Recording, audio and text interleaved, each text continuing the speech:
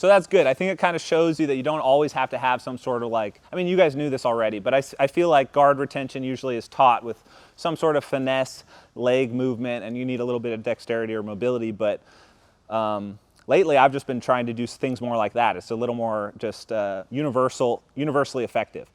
Now, not all guard situations are going to be more like crushing, like pin their hips and pass. This is a perfect opportunity for this kind of stiff arm defense on one of the sides of my head. But then there's also situations in guard passing where it's not a slow kind of pressure pass, but something just happens like quick and smooth, like maybe Gannon pulled guard and I just immediately hit one of these like hand on hips rotation type movements like that. And so there was no opportunity for you to really grab that. You're just instantly in a position where you're being passed. And in those situations, you do have to do like certain hip switches or different movements with your body where you do a full like 180 twist. Because if he just lets me do this, he's going to rotate all the way out there and I'm going to be on his back. So he would have to, as I push, like hit a hip switch to face me again and then do some sort of movement either with his leg or with his hand. Okay, so I'm going to show you one thing you can do, and Gannon kind of just demonstrated it there a little bit.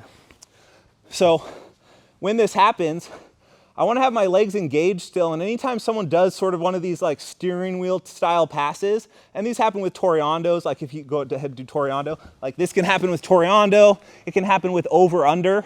If he has kind of a good over-under position and he walks my leg through like this, there, I would get passed. So all of those sort of situations where he moves this way and then twists my body and steering wheels my legs out of the way, you'll find that you have two options. One option, go ahead and do it slow.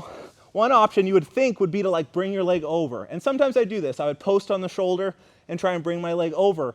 But this doesn't really set me up in a very good position. I'm not back in a guard. I would just have to kind of follow through. But if he's quick, he may like drag me through here and come to the other side. So it's kind of prolonging the inevitable. And if it does work, you're still giving your opponent a chance. And then there's other situations where maybe instead of grabbing high at my knee, he grabbed a little bit lower on my pants like this, so that when he does the same movement and I try and bring my leg over, he's just able to block it completely. And if I continue to do the same thing, go ahead and follow through. If I don't get that leg over, he will pass. So this one is a little bit of a gamble, trying to do these like leg recovery motions for two reasons. One, because he may be able to turn that into a passing chain. And two, because he may just block it completely and then you'll just be stuck. So something that'll work against all of those passes we just demonstrated almost all the time is instead of posting with the near hand, go ahead and do it slow-mo again. If I post with the near hand, we enter that situation I just described. But if I post with the far hand like this and then do the same motion with my elbow, as Gannon continues to move around me, I'm able to plant my legs and kind of redirect his weight down because I turned away from the direction he wanted to rotate me. If I hadn't done that, I'm going to end up facing this way, right? Here, he would drive in, and it would rotate me this way. So I know he wants to bring me that way, so by bringing my left hand over, at the same time, I plant my foot that he's kind of expecting it to go up high maybe, but he's pushing it down. Go ahead. Here. So he expects it to go high, but I just don't do this conventional defense. I just plant this foot instead. He's thinking it's going to go this way, and he's ready for that. So I'm just going to plant it down and just go across.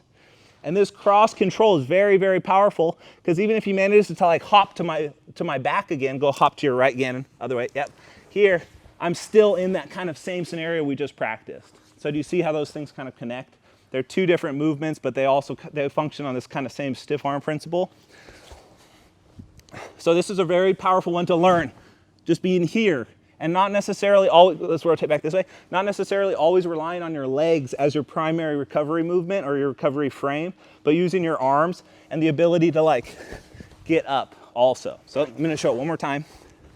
They're going to grab and you're just going to plant and bring your elbow high. And then from here, just come back, just like that.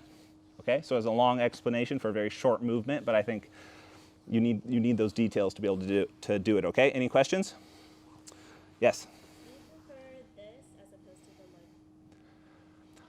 I mean, it depends on the situation. I would prefer this, yeah, I think, because a lot of times it ends up with him being more off balanced than me, whereas if I'm doing just kind of basic, like yeah, I'll do this if I'm way early. Like if I see it coming from a mile away, I'll just do that first, and that's great. But the higher level you're facing, the better the person is, the faster it's going to be and the harder it's going to be to react. So he's gonna do it, and I'm gonna instinctively do this, and if he's really good, he's just gonna continue from that, and then I have to try and do it again, and now I'm just like losing momentum, and he's gaining momentum and tempo. So this cross grip can kind of just stop his aggressive action and just totally reset it back to guard again, which I think is more desirable, but you can do either or both. So let's try it from, do it to this side now. So same thing here, and just plant on the shoulder and grab the material. Grabbing the material and turning your palm into it creates a really nice kind of ledge for your palm. And if he continues to drive into me, okay, so we're just deflecting his pressure kind of down into the mat rather than into us, and then that allows us to escape our hips. Any other questions? All right, 1, 2. Your left hand, and it would have been planted on the shoulder. And you have to try and get your elbow up at the same time, your right elbow. You got it stuck under his leg, so you got to start over. No, remember I said lift your elbow and use it to get up off the, yes. So when he goes, you have to be, nope, that was right at the end, but you got to do that first. So do it again. And you can be flat on your back here, be flat on your back, right here, but that was too slow. So you just go slower for him. He needs to be slow-mo. So you kind of move, plant. Yeah, keep the pressure, kind of pressure into him. So I just need to get in that elbow as fast as possible, yeah. Yeah, that's really all it is, just to reset. Gotcha. It's just a cross grip with your hand, and that's gonna help you reset. That was almost perfect. Just use the cross hand. So if he's passing to your left, you're gonna use your right hand. And if he's passing to your right, you're gonna use your left hand. And the bottom arm is gonna help you get up. Just like that over there, that was perfect. Okay. That was very good. Thank you.